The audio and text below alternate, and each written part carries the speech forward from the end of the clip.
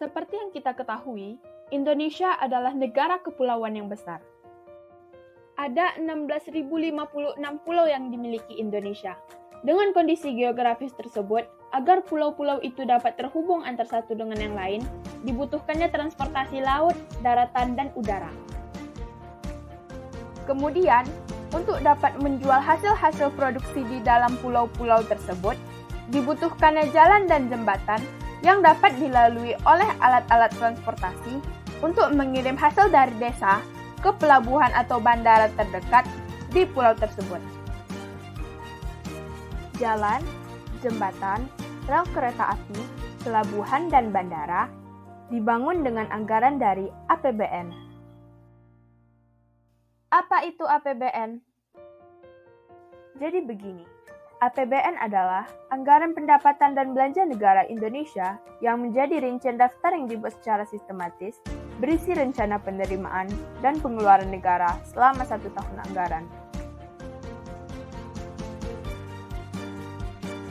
Secara umum, postur APBN 2020 terdiri dari pendapatan negara sebesar Rp2.233,2 triliun, kemudian belanja negara sebesar Rp2.540,4 triliun. Penerimaan pemerintah berasal dari pajak, bukan pajak, dan hibah.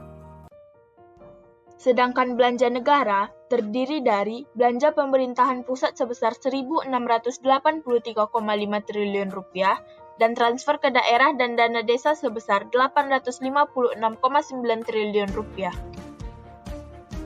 Lalu, infrastruktur masuk di mana dalam APBN? Infrastruktur masuk dalam belanja negara. Anggaran infrastruktur tahun ini sebesar Rp423,3 triliun. Pembagian anggaran infrastruktur tersebut adalah sebagai berikut. 1. Melalui belanja pusat sebesar Rp191,2 triliun. 2. Transfer ke daerah sebesar Rp200,3 triliun.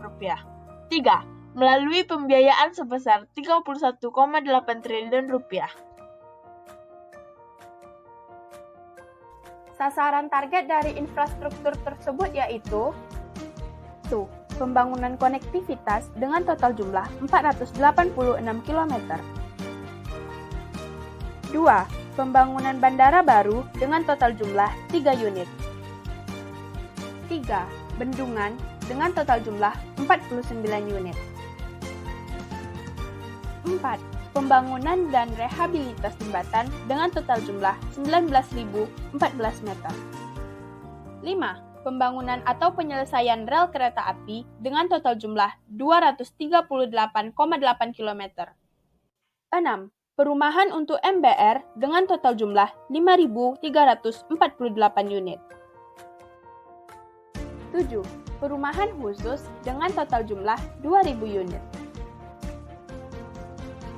Untuk Provinsi Riau, tempat saya tinggal saat ini, sejak otonomi daerah, selain pembiayaan pembangunan di daerah dengan dana APBD, juga ada yang dibiayai dengan dana APBN.